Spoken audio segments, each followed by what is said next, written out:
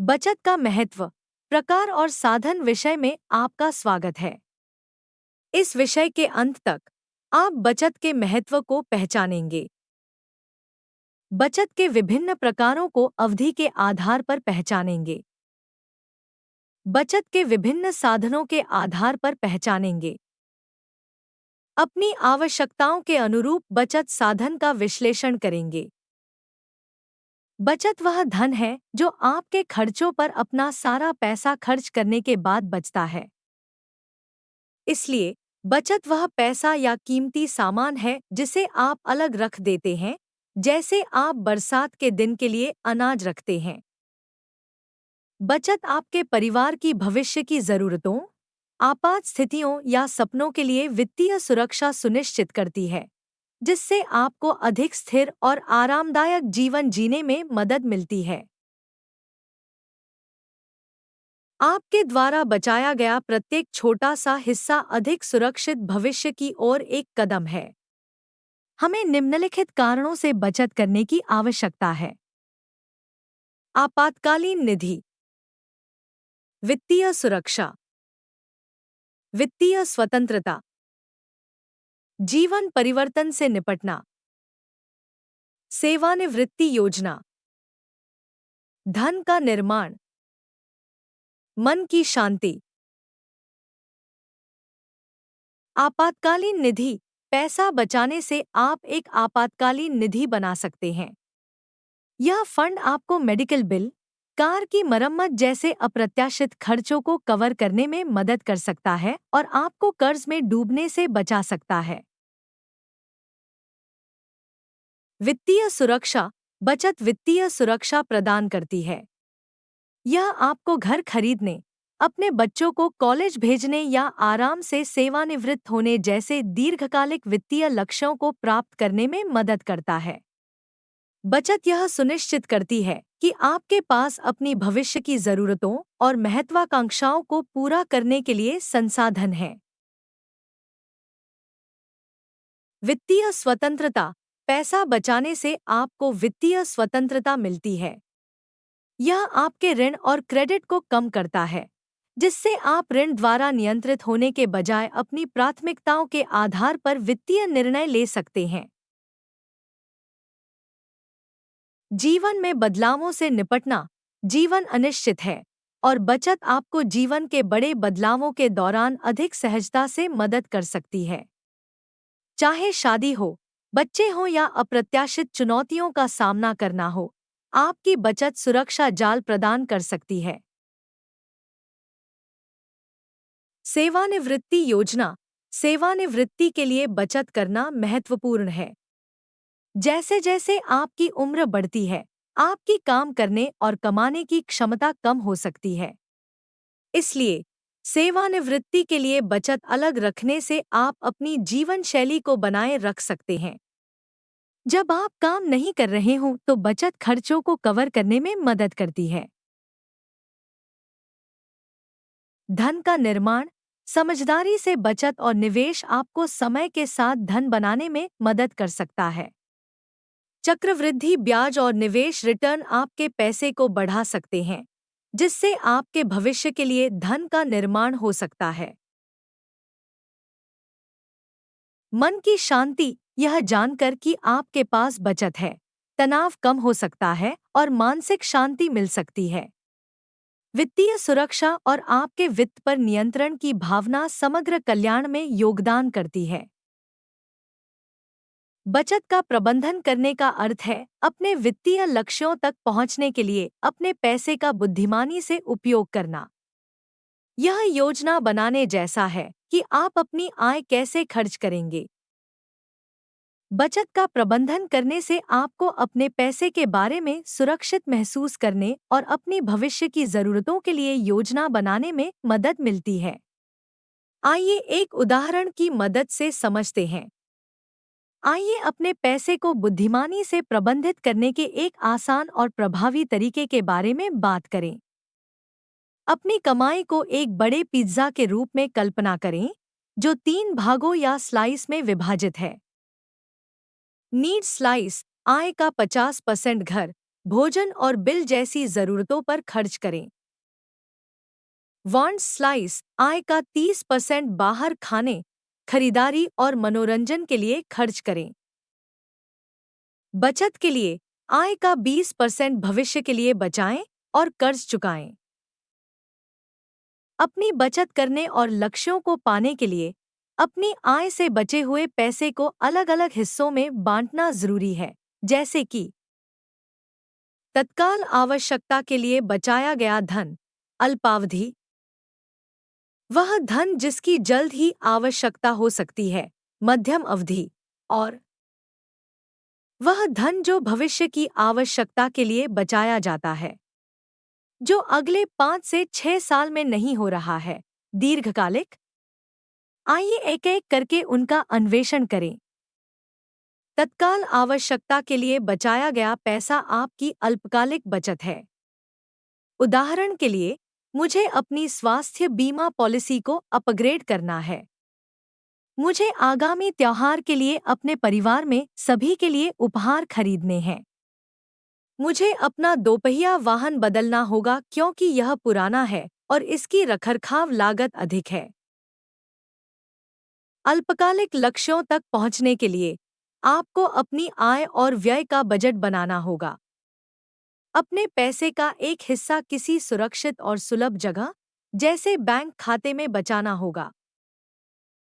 ध्यान दें कि हमेशा यह सलाह दी जाती है कि अपनी बचत को बैंक खाते में रखें, क्योंकि खाते में आपका पैसा बढ़ता है। निकट भविष्य में किसी समय जिस धन की आवश्यकता हो सकती है, वह मध्यम अवधि की बचत है, जैसे घर में नियोजित मरम्मत या नियोजित छुट्टी। एक योजनाबद्ध अवकाश। मध्यम अवधि के लक्ष्यों तक पहुंचने के लिए आपको अपनी आय और व्यय की योजना बनाने की आवश्यकता है और अपने पैसे के एक हिस्से को विविध और लचीले तरीके से निवेश करना होगा, जैसे कि म्यूचुअल फंड या सावधि जमा या फिक्स्ड या टर्म डिपॉजिट। भविष्य की जरूरतों के लिए बचाया गया पैसा दीर्घकालिक बचत है। उदाहरण के लिए, बच्चों की उच्च शिक्षा, घर या खेत खरीदने के लिए बचत करना। दीर्घकालिक लक्ष्यों तक पहुंचने के लिए आपको अपनी आय और व्यय का अनुमान लगाना होगा और अपने पैसे का एक हिस्सा विकासोन्मुख और दीर्घकालिक तरीके से निवेश करना होगा, जैसे स्टॉक या बॉन्ड।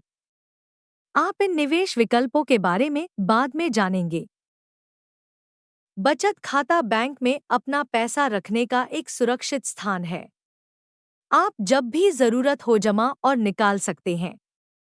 यह आपके दैनिक खर्चों और अल्पकालिक बचत के लिए अच्छा है। बचत खाते के साथ आपको एक डेबिट एटीएम कार्ड मिलता है, जिसका उपयोग कभी भी पैसे निकालने के लिए किया जा सकता है। ऑनलाइन बैंकिंग विकल्प मिलता है। एक चेकबुक जिसका उपयोग चेक जारी करने के लिए किया जा सकता है। बचत शुरू करने के लिए यह सबसे अच्छा विकल्प है क्योंकि यह एक आदत बनाता है। अपनी बचत बढ़ाने के लिए आप फिक्स्ड डिपॉजिट (एफडी) खाता भी खोल सकते हैं। इस प्रकार के खाते में बैंक में आपका पैसा एक निश्चित अवधि के लिए निश्चित दर से बढ़ता है। उदाहरण के लिए, सुनीता यदि अपने सावधि जमा खाते में 10,000 रुपये डालते हैं और इसे 5 साल तक वहीं रहने देते हैं, तो 10,000 रुपये 12,500 रुपये हो जाएंगे। बचत का दूसरा तरीका आवर्ती जमा (आरडी) या रिकरिंग डिपॉजिट योजना में निवेश करना है।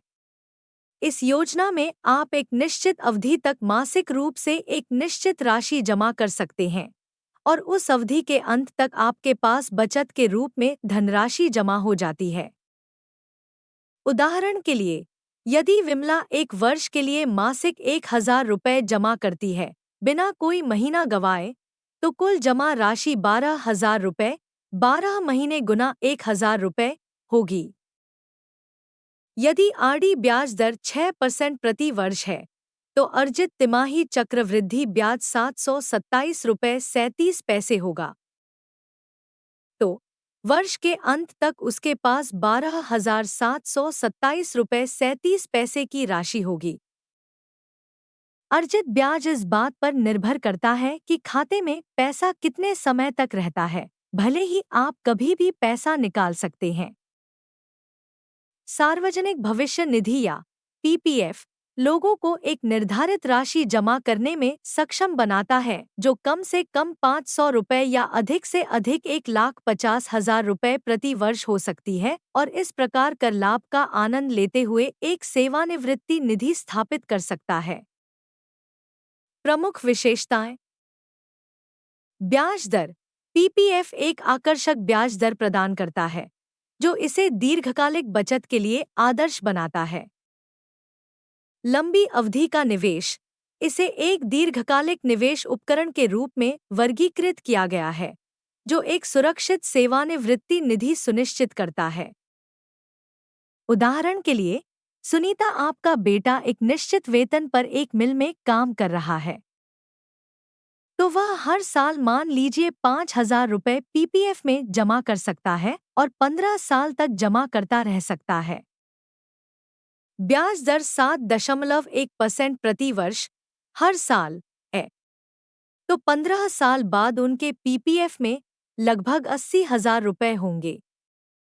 इससे उन्हें किसी भी प्रकार की आपातकालीन या सेवानिवृत्ति आवश्यकताओं में मदद मिल सकती है।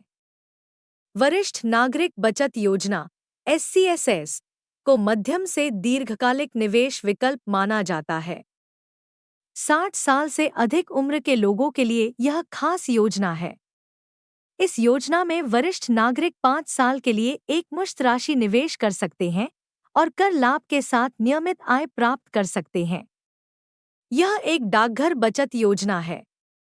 उदाहरण के लिए, आप 5 साल के लिए SCSS में 50,000 रुपये बचाकर निवेश कर सकती हैं।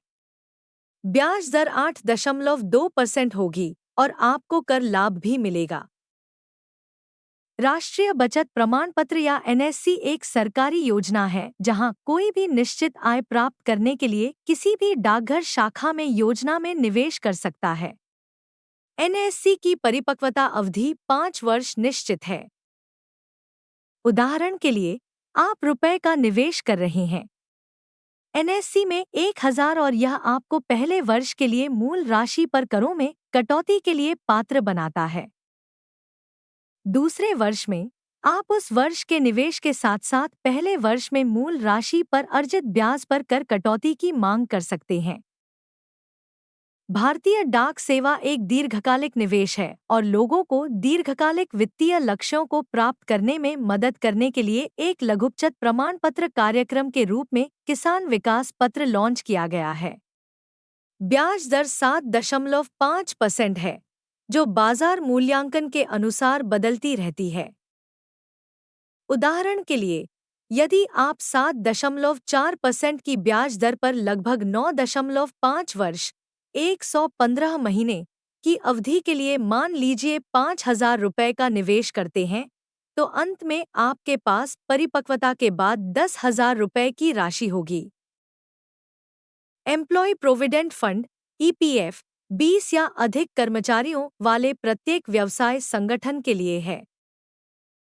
इस योजना में कर्मचारी और नियोक्ता प्रत्येक कर्मचारी के मूल वेतन और महंगाई भत्ते का 12% EPF में योगदान करते हैं।